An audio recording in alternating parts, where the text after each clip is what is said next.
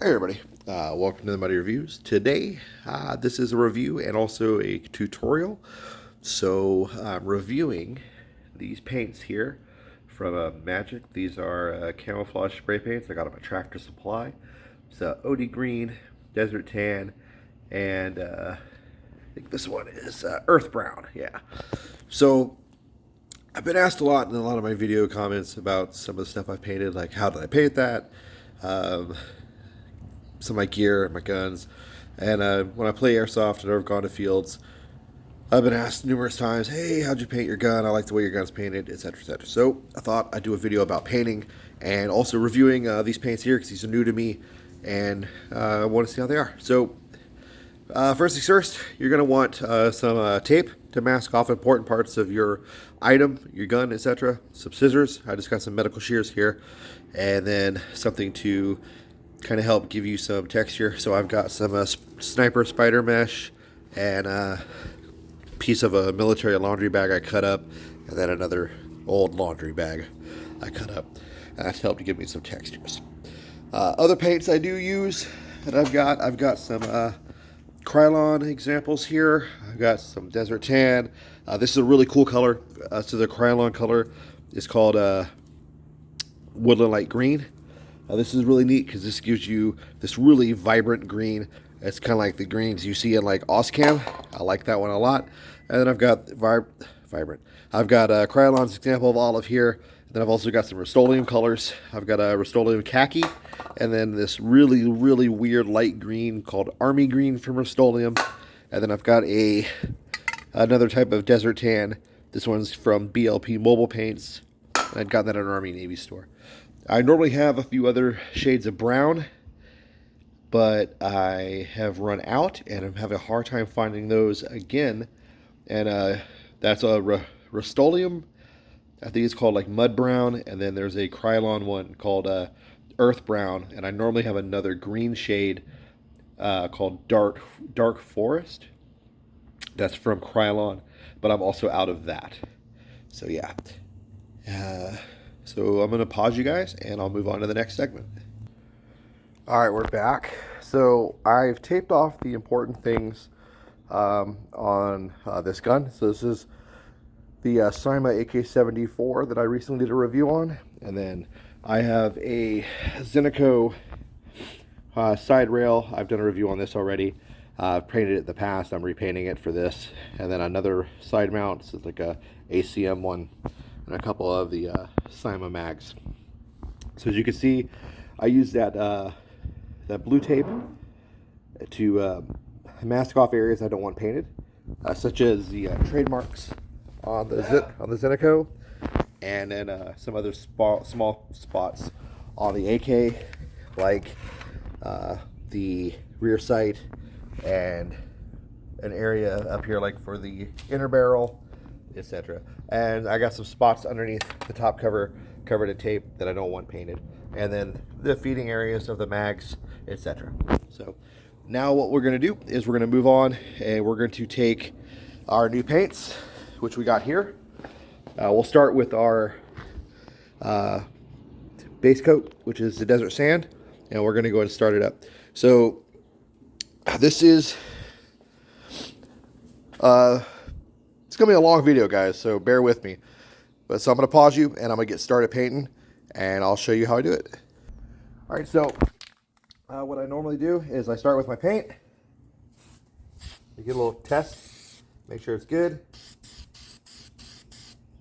I get it started, and we're good. Okay, so it started up. So what I end up doing is, pardon my old man sounds, I start with a nice, just even strokes and an even base coat. And I'm just kind of like feathering the actual. So what I'm doing is I'm just kind of bumping this with my finger, like boom, boom, boom, boom, boom, boom, as I'm going back and forth. So I'm feathering it. And that kind of keeps the paint coming out real even.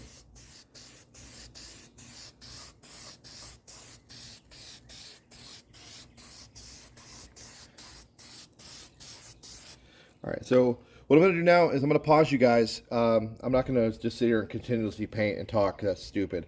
So I'm going to pause you guys. I'm going to get a nice even base coat on this AK and all the parts, and then move on to the next step. And we're back. Okay, so the base coat's on. This is the Desert Tan from Majic. Actually, a really good good paint. Goes on really smooth. Nice coloration, actually. I kind of dig it. Oh, we got a smudge right there. We're going to have to fix that. Other than that, pretty cool. Nice looking. Went on really well, like I said. We're going to move on to the next coat, and I will show you what I do for how I layer and how I add depth in a few seconds. So just stand by. If you have to do something, just call. All right, so now we're back. So this is the next color I'm going to use. This is the Earth Brown. It's from Majic. So I've got the sniper mesh I talked about at the beginning of the video. I got it laid over the gun and a couple of the parts. And this is kind of what I do. So let's open the brown on up.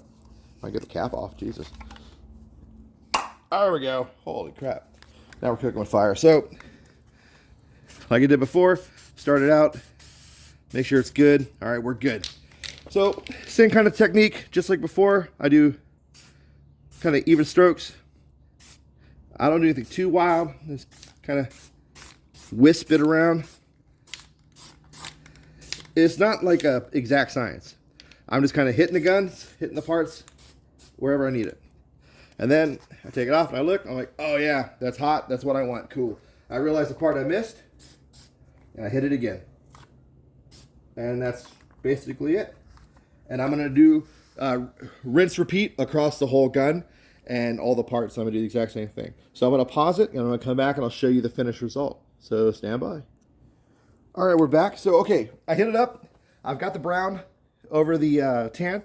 I like it. I mean, I could leave it just like this, and it would be good to go, in my opinion. It would be great. But I like to, even on like a desert pattern, I still like to hit a little bit of green just to kind of add that little bit of disruption. And this is the green I got recently also. This is one of the 3 paints I'm doing the review on. So this is our olive drab. Again, we're going to make sure it's good. All right, cool. So we're going to hit it up just like I did before. There's no real science to this. It's kind of quick, wispy. Just kind of hit it up, small spots. There, I'm just breaking the outlines up. That's all I'm doing. Sometimes it might be a little thicker than other areas. I'm going to do the same thing on all these parts. And the magazines.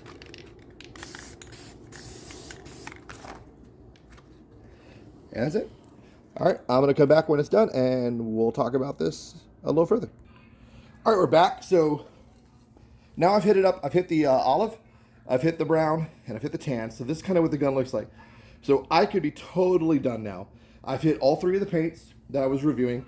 I like them. They actually are really nice paints. They're an oil base.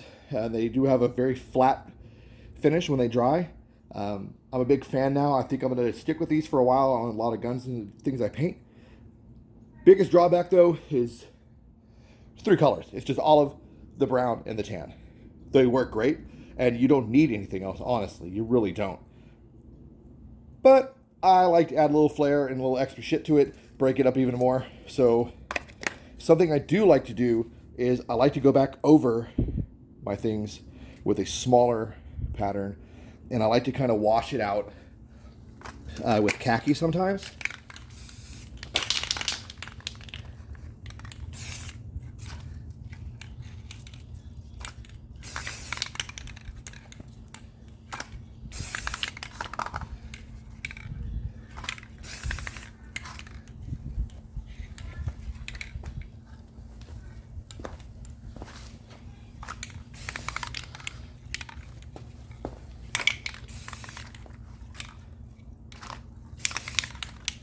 And this just kind of mutes all the colors I already did.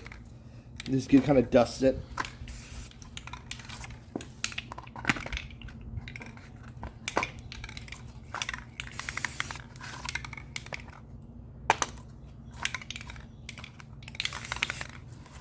Just gives it a real light, dusted feel.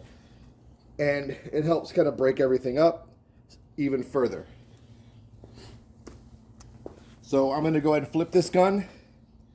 I'm going to dust it up, and I'm going to add probably one more color, and then we'll be done. So I'll be right back. All right, and we're back. So did the same thing I did with the khaki. We kind of went over it one last time with these two meshes over here. So we hit it with the laundry bags, the slightly bigger and the really tiny. So we hit it with slightly bigger with the Woodland light green from Krylon.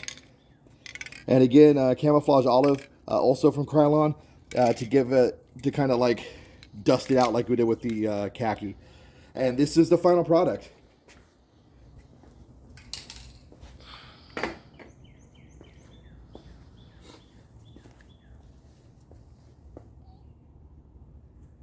Overall, I think a very disrupted gun. I think it works really well.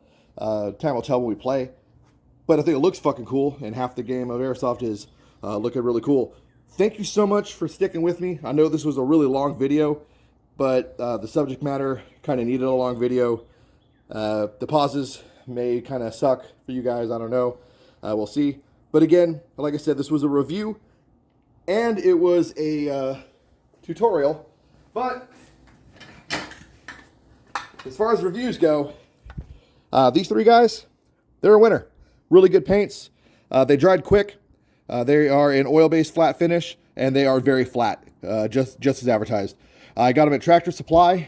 I don't know if you have a Tractor Supply near you, but they are made by, look like it says Majic. Can't really tell, the font's kind of weird. But good paints, nonetheless. Again, it was olive drab green, desert tan, and earth brown. Good to go. So if you're going to paint your gun and you have Tractor Supply nearby, check these guys out. Definitely worth the money. They're about $7 and some change. I'll get the exact price, and I'll try to link to where you can buy them. Thanks for watching.